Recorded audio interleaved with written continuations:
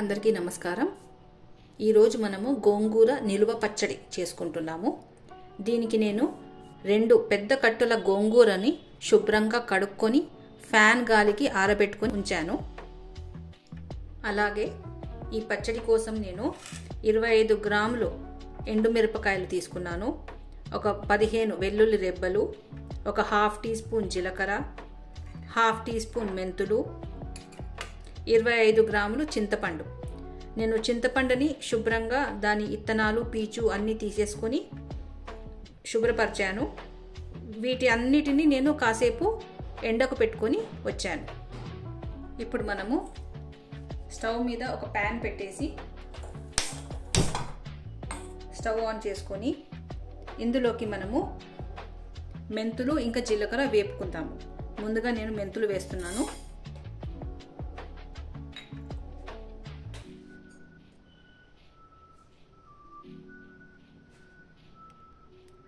మెంతులు వేగాయి। ఇప్పుడు నేను ఇవి ప్లేట్లోకి తీసుకుంటున్నాను।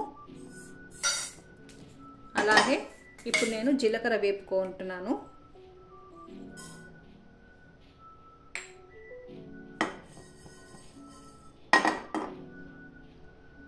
ఈ జీలకర్ర మెంతులు కాస్త సువాసన వచ్చేంత వరకు వేపుకోవాలి।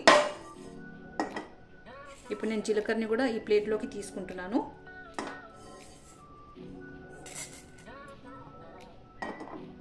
ఇప్పుడు ఇందులోకి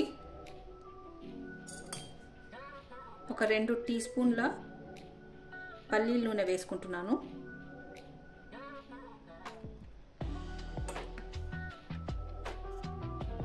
ఇందులోకి ఎండుమిరపకాయలు వేసుకొని దూరగా వేపుకోవాలి। ఎండుమిరపకాయలు వేగాయి। ఇప్పుడు మనం స్టవ్ ఆఫ్ చేసి వీటిని చల్లారనివ్వాలి।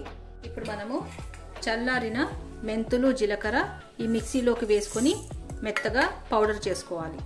నేను మెంతులు జీలకర్ర మిక్సీ పట్టాను।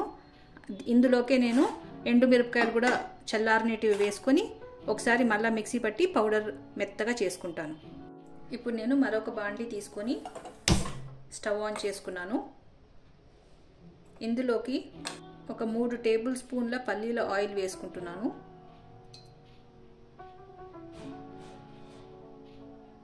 ఇప్పుడు ఇందులోకి బాగా కడిగి ఆరబెట్టిన గోంగూర వేసుకుంటున్నాను।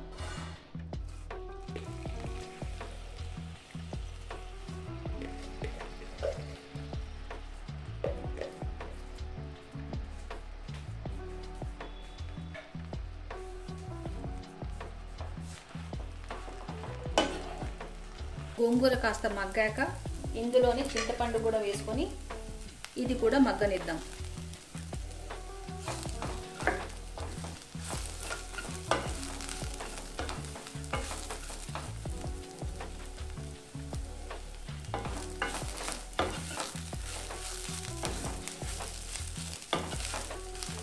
ఒక 5 నిమిషాలు మూత పెట్టేసి సన్న మంట మీద దీన్ని మగ్గనిద్దాం। గోంగూర చింతపండు 2 బాగా మగ్గిపోయాయి। ఇప్పుడు మనం స్టవ్ ఆఫ్ చేసి దీన్ని కూడా చల్లారనిద్దాం।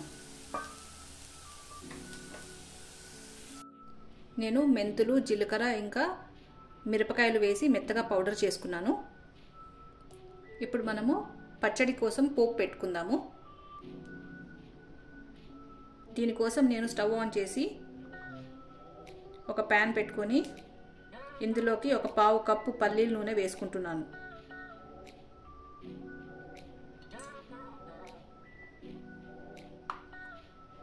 నూనె కాగిన తర్వాత ఇందులోకి ఒక పావు టీ స్పూన్ ఆవాలు, పావు టీ స్పూన్ జీలకర్ర వేసుకోవాలి। ఒక టీ స్పూన్ పచ్చిశనగపప్పు, ఒక టీ స్పూన్ మినపప్పు,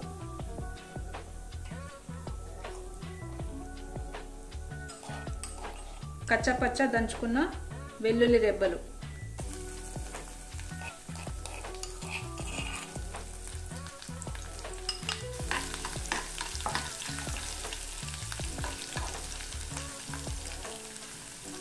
అలాగే ఇందులోకి ఒక పావు టీ స్పూన్ ఇంగువ।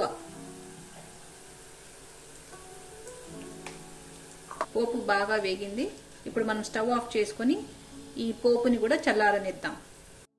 ఇప్పుడు మనము చల్లారిన గోంగూర చింతపండు ఈ మిక్సీ చేసుకున్న మెంతులు, జీలకర్ర, ఎండుమిరపకాయల పౌడర్లోనే వేసుకొని ఒకసారి పల్స్ తిప్పుకొని గ్రైండ్ చేసుకుందాం.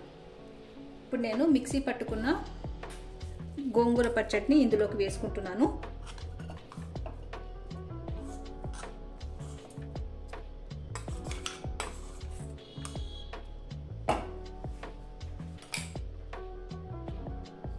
ఇప్పుడు ఇందులోకి 25 గ్రాములు ఉప్పు వేసుకొని కలుపుకుంటున్నాను.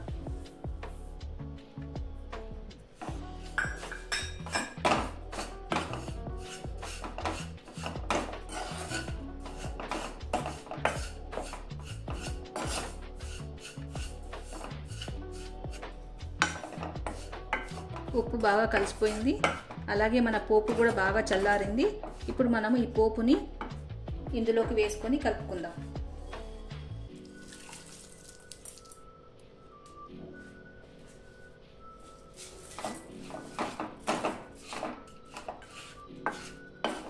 పోపులో ఉన్న నూనె అంతా గోంగూర పీల్చేసుకుంది. మనము ఒక గాజు సీసాలో స్టోర్ చేసుకొని ఉంచాక కొద్దిసేపటికి ఆ నూనె అంతా బయటికి ఊరుతుంది. ఒకవేళ మీకు నూనె తక్కువ అనిపిస్తే మళ్ళా కొద్దిగా నూనె కాగబెట్టుకుని ఇందులోకి వేసుకుంటే సరిపోతుంది. అంతేనండి, గోంగూర నిల్వ పచ్చడి రెడీ అయిపోయింది. ఇప్పుడు మనము ఒక గాజు సీసాలో స్టోర్ చేసుకుందాం. గోంగూర నిల్వ పచ్చడి రెడీ. నేను దీనికోసము 2 పెద్ద కట్టల గోంగూర తీసుకున్నాను. వాటిని శుభ్రంగా కడుక్కొని ఆరబెట్టుకున్న తర్వాత దాని తూకం వచ్చేసి 125 గ్రాములు. అంటే ఆకు ఆరిన తర్వాత 125 గ్రాములు తూకం వచ్చింది. దానికి నేను 25 గ్రాముల ఉప్పు, 25 గ్రాముల చింతపండు, 25 గ్రాములు ఎండుమిరపకాయలు తీసుకున్నాను. అలాగే దీనికి నూనె ఒక 80 గ్రాములు వరకు పడింది. మనకు నూనె బాగా పైకి తేలాలి అంటే ఇంకొక పావు కప్పు పల్లీల నూనె వేడి చేసుకొని బాగా చల్లారాక ఇందులో కలుపుకొని మనము స్టోర్ చేసుకోవచ్చు. ఈ పచ్చడిని మీరు కూడా తప్పక ట్రై చేసి చూడండి. వీడియో నచ్చినట్లయితే please like, share and subscribe. Thank you.